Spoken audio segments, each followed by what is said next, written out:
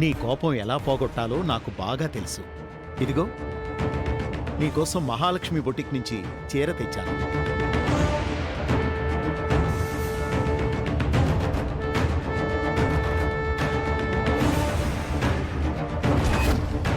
Screen మీద నిజమైన దంపతుల్లా కనిపించారు.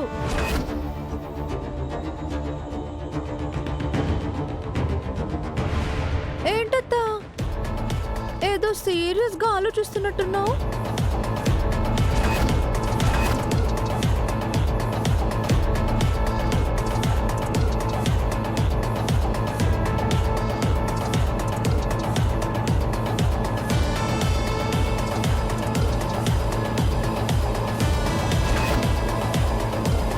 జనార్దన్ మావయ్య సుమతి అత్తమ్మ భార్యాభర్తలుగా నటించడం చూసి షాక్ అయ్యారా?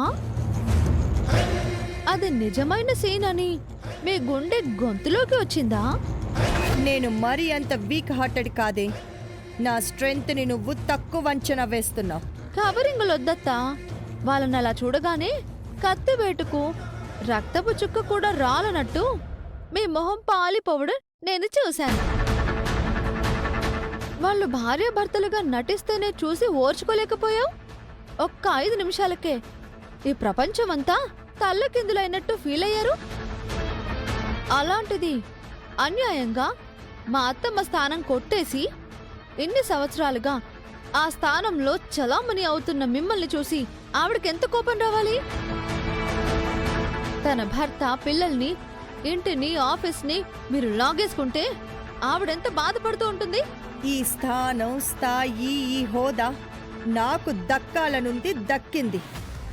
ఎవరు కోప్పడ్డా, ఎవరు బాధపడ్డా నాకనవసరం. తెలుసత్తా, మీ స్వార్థం మీకు తప్ప పక్క వాళ్ళను, ప్రాణ స్నేహితులని కూడా మీరు పట్టించుకోరు అని నాకు తెలుసు. ఆఖరికి మీ సొంత పిల్లల్లాగా పెరిగిన ప్రీతి ఉషాల జీవితాలను బలి చేయడానికి కూడా మీరు వెనకాడలేదు. అందుకే మీ కసాయితనానికి నేను ఒక చిన్న జలకిచ్చాను. స్ట్రైట్ ఆర్టిస్టులు దొరక్కో, నేను డబ్బులు పెట్టలేకో, లేదా నేను రామ్మామ నటించలేకో యాడ్ ఫిల్మ్లో జనార్దన్ మావయ్యను, సుమతి అత్తమ్మను భార్యాభర్తలుగా నటింపజేయలేదు. మా అత్తమ్మ పడిన బాధ, వేదన మీరు పడాలనే చేశాను. మావయ్య అత్తమ్మల యాడ్ రేపు అన్ని టీవీల్లో, సినిమా హాల్స్లో వస్తుంది. సోషల్ మీడియాలో కూడా పోస్ట్ చేస్తాను. ఆ రకంగా మావయ్య అత్తమ్మ భార్యాభర్తలుగా ట్రెండ్ అవుతారు. అంతేకాదు, ఆ యాడ్ను నా చీరల ప్రమోషన్కి వాడుకుంటాను. నా వ్యాపారాన్ని పెంచుకుంటాను. ఆఖరి ట్విస్ట్ ఇవ్వనా? నేను ఆ యాడ్ చేసింది కేవలం నా చీరల ప్రమోషన్కి మాత్రమే కాదు, జనార్దన్ మావయ్య, సుమతి అత్తమ్మలను దగ్గర చేయడానికి కూడా. టీవీలో యాడ్ వస్తుంటే మావయ్య మనసు మారిపోతుంది, సుమతి అత్తమ్మ వైపు మళ్ళీపోతుంది. మొత్తానికి వాళ్ళిద్దరి కాంబినేషన్ అదిరిపోయింది అత్తయ్య. ఏ మాటకు ఆ మాట చెప్పాలంటే మావయ్య పక్కన మీకన్నా సుమతి అత్తమ్మే బాగుంది. సీత,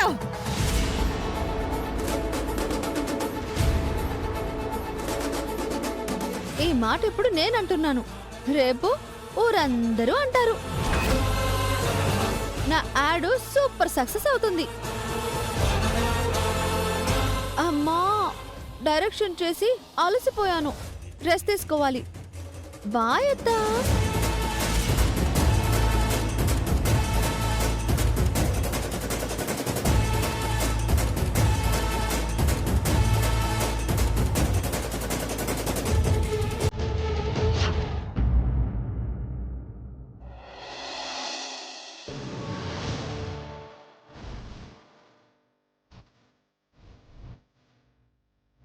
వాళ్ళు భార్యాభర్తలుగా నటిస్తేనే చూసి ఓర్చుకోలేకపోయావు. ఒక్క 5 నిమిషాలకే ఈ ప్రపంచమంతా తల్లకిందులైనట్టు ఫీలయ్యారు. మా అత్తమ్మ స్థానం కొట్టేసి ఇన్ని సంవత్సరాలుగా ఆవిడ స్థానంలో చలామణి అవుతున్న మిమ్మల్ని చూసి ఆవిడకెంత కోపం రావాలి? ఎప్పుడు చూసినా ఈ చైర్లో కూర్చొని బిల్డప్ ఇవ్వడం తప్ప నువ్వేం చేయలేవని అర్థమైపోయింది మహా. అర్చన! ఎందుకు అరుస్తావు మహా? సీత నీ బుర్ర మొత్తం చదివేసింది.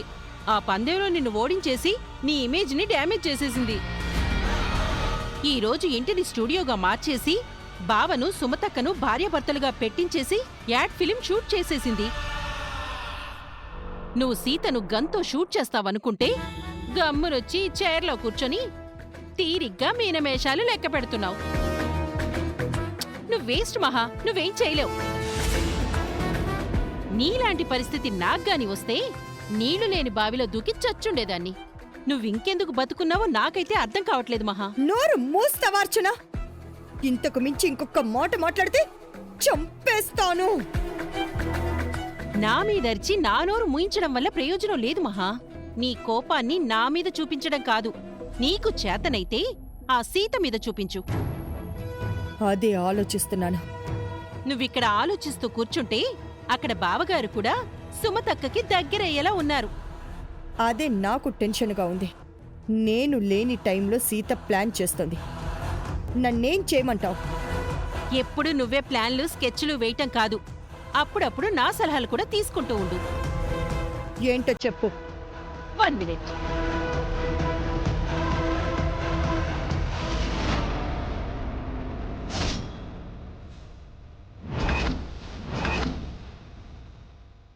సలహా చెప్తాను అని నా చైర్లో కూర్చున్నావేంటి?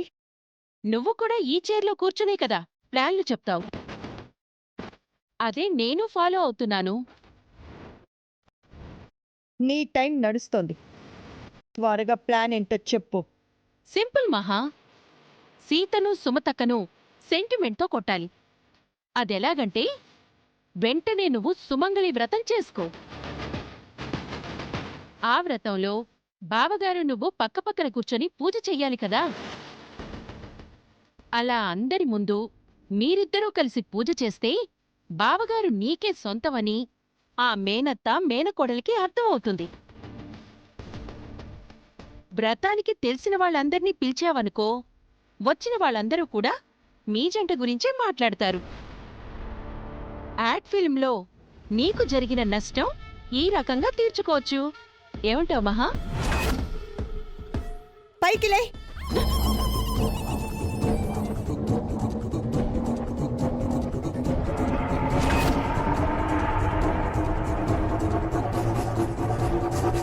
ఏమైంది మహా?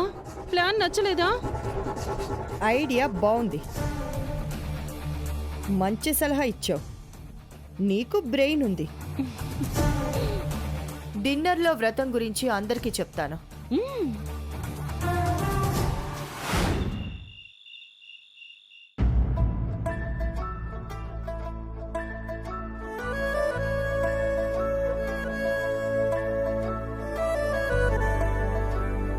సీత, మీ మావయ్య గారికి ఆ వంకాయ కూర వడ్డించు. ఆయనకి చాలా ఇష్టం.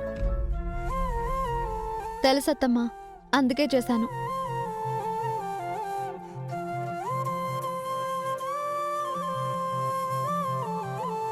యాడ్ ఫిల్మ్ షూటింగ్ అయిపోయి చాలాసేపు అయిపోయింది సీత. మీ గురు శిష్యులింకా ఆ మూడ్లోనే ఉన్నట్టున్నారు. ఏదో యాడ్లో మా అన్నయ్య పక్కన భార్యగా యాక్ట్ చేశారని నిజంగా మా వదినలా ఫీల్ అవ్వకండి టీచర్ గారు. అవును, పిన్నెక్కడ సీత? వస్తున్నాను రామ్.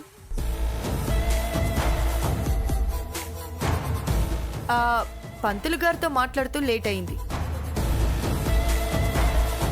పంతులు గారేంటి మహా? జన, మీ అందరితో ఒక విషయం చెప్పాలి. రేపు నేను సుమంగళి వ్రతం చేద్దామనుకుంటున్నాను.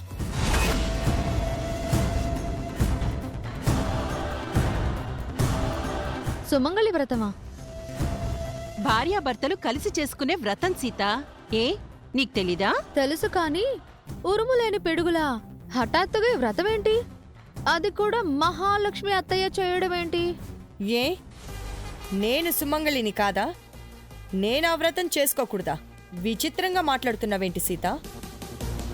గుడికి వెళ్ళి పూజ చేయడానికి పెద్దగా ఇష్టపడని మీరు ఇంట్లో వ్రతం చేయడం చిత్రమే కదా అత్తయ్య. అసలు మీకు అలాంటి నమ్మకాలున్నాయా? ఎందుకు లేవు? కొందరిలా నేను భర్తని వదిలేసి భర్తకి దూరంగా లేను.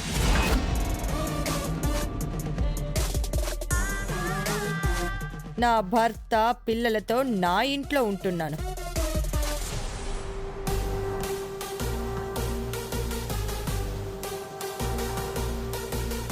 నా వాళ్ళ కోసం నేను అవసరమైనప్పుడు పూజలు చేస్తాను, వ్రతాలు చేస్తాను.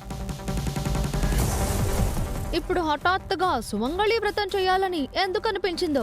నీకు కారణం చెప్పాల్సిన అవసరం నాకు లేదు. అసలు ఈ వ్రతం ఎందుకు చేస్తారు పిన్ని? భార్యాభర్తలెప్పుడూ కలిసిమెలిసి అన్యోన్య దంపతులుగా ఉండాలని, వాళ్ళ మధ్య ఎలాంటి కలతలు ఇబ్బందులు రాకుండా ఉండాలని చేస్తారు రామ్.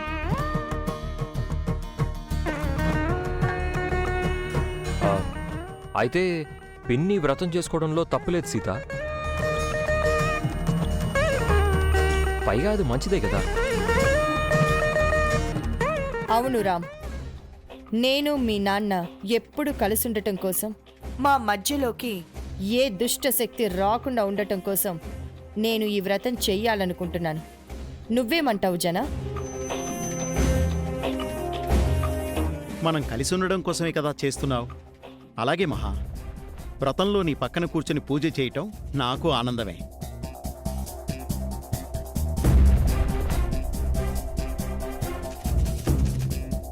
రేపే వ్రతం. మనకి కావాల్సిన వాళ్ళందరినీ పిలుస్తాను జనా.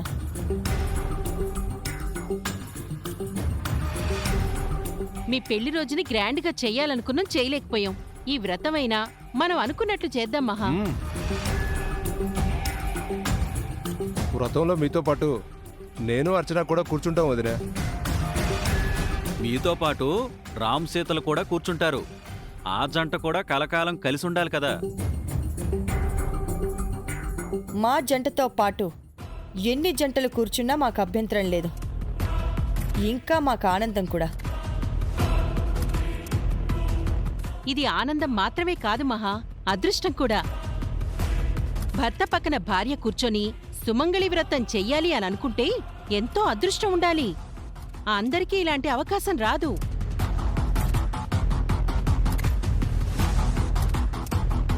అవునవును, దేవుడు అందరికీ ఆ అదృష్టం ఇచ్చినా కొందరు స్వార్థంతో ఆ అవకాశాన్ని దూరం చేస్తారు. నీకు భార్య లేదు అని ఫీల్ అవ్వకన్నయ్య. ఇక్కడ కొంతమందికి భర్త కూడా లేడు. అలాంటి అదృష్టహీనుల గురించి మాట్లాడుకోవడం అనవసరంలే మహా. వ్రతానికి అందరూ ఒప్పుకున్నట్టే కదా? అయితే రేపటికి వ్రతం ఏర్పాట్లు చేయిస్తాను. అలాగే మహా, నీకు నచ్చినట్టు చేయి. ఉమ్.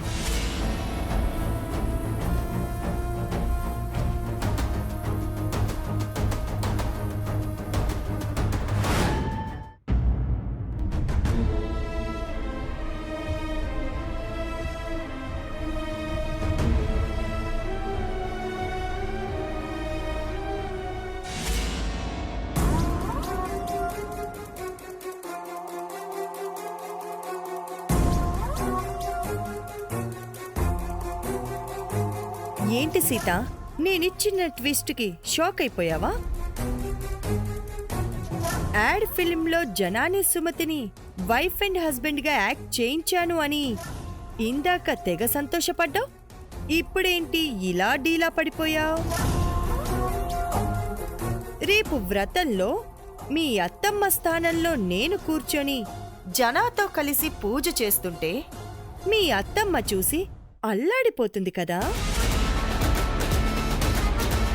కుళ్ళి కుమిలి చస్తుంది కదా, బయటికి చెప్పలేక మనసులో దాచుకోలేక బోరున ఏడుస్తుంది కదా. నాకు కావాల్సింది కూడా అదే. నువ్వు షూటింగ్ పేరుతో వాళ్ళిద్దరినీ ఒకటి చేయాలి అనుకున్నావు. నీ అటెంప్ట్ బాగుంది, కానీ అలాంటివి టెంపరీ ఆనందాల్ని మాత్రమే ఇస్తాయి. కానీ రేపు నేను నా భర్తతో కలిసి చేసే వ్రతం శాశ్వతమైన సంతోషాన్ని ఇస్తుంది. ఎలిమెంటరీ స్కూల్ కూడా దాటని నీకే అన్ని తెలివితేటలుంటే యూనివర్సిటీలో చదువుకొని వచ్చిన దాన్ని నాకెంతుండాలి? రేపు వ్రతంలో నేను జన పక్క పక్కన కూర్చుంటాం. కావాలంటే నువ్వు రామ్ పక్కన కూర్చో. కాని మీ అత్తమ్మ మాత్రం ఒంటరిగా మిగిలిపోతుంది. వ్రతానికి కావాల్సినవి అవి ఇవి అందించడం తప్ప అంతకు మించి తను ఏమీ చేయలేదు. రేపు తను ఒక ప్రేక్షకురాలు మాత్రమే. That is Mahalakshmi.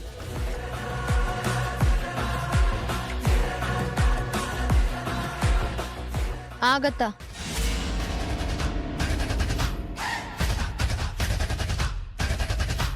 రేడియోలో నీ పాటికి నువ్వే మాట్లాడుకుని వెళ్ళిపోతే ఎలా? ఏ నువ్వు కూడా ఏదైనా మాట్లాడాలి అనుకుంటున్నావా? నీ చెడ్డ చెవులకి ఓ మంచి మాట వినిపించాలి అనుకున్నాను. ఏంటో అశుభవార్త? మా అత్తయ్య మావయ్యలది దేవుడు వేసిన బంధం. మావయ్య అత్తయ్య మెడలో వేసిన 3 ముళ్ళు కాని, అత్తమ్మతో కలిసి నడిచిన 7 అడుగులు కాని, వాళ్ళ పెళ్లి రోజున పడిన బ్రహ్మముడి కాని అంతా దేవుడు చేసిందే. So what? ఆ దంపతుల మధ్యలోకి మీరొచ్చారే తప్ప మీ మధ్యలోకి అత్తమ్మ రాలేదు. ఆ దేవుడు రాసిన రాతని కాదని నా తల రాతని నేనే రాసుకున్నాను. నాకు కావాల్సింది దక్కించుకోవడానికి ఎంత దూరమైనా వెళ్తాను. మీరిష్టం వచ్చినట్టు చేస్తానంటే ఆ దేవుడు చూస్తూ ఉన్నాడు అత్తయ్య. ఏం చేస్తాడు ఆ దేవుడు? ఏదైనా చేస్తాడు. రేపేం జరుగుతుందో ఎవరికి తెలుసు? మావయ్యకు మా అత్తయ్యకు పెళ్లి ఆ దేవుడు చేసింది. మావయ్యతో మీ పెళ్లి మీరు చేసుకున్నది. రేపు వ్రతం ఎవరు ఎవరితో జరిపించుకుంటారో ఆ దేవుడు కన్ఫర్మ్ చేస్తాడు. అదే చూద్దాం. నా ఇంట్లో అంతా నా ఇష్ట ప్రకారమే జరుగుతుంది అని రేపు నువ్వే తెలుసుకుంటావు. మీ అత్త ఏడవటం తప్ప ఏమీ చేయలేదు. చూస్తూ ఉండు.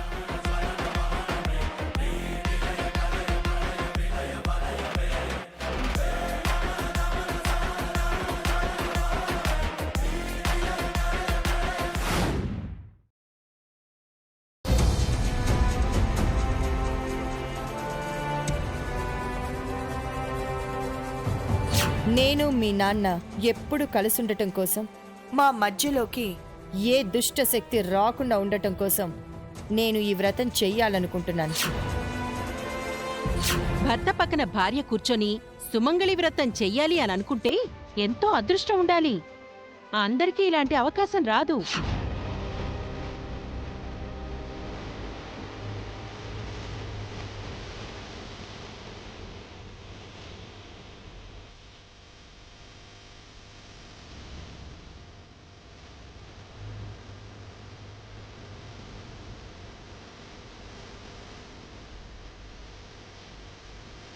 అత్తమ్మా,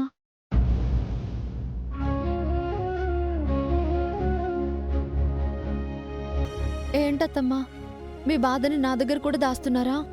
అదేం లేదు సీత. నాకు తెలుసత్తమ్మా, నేను మిమ్మల్ని జనార్దన్ మావయ్యకి దగ్గర చేయాలనుకుంటుంటే మహాలక్ష్మి అత్తయ్య మరోలా ప్లాన్ చేస్తుంది. వ్రతం పేరుతో ఇంటికి అందర్నీ పిలిచి మావయ్యతో కలిసి పూజ చేసి తన గురించి అందరూ మాట్లాడుకోవాలని ప్రయత్నిస్తుంది.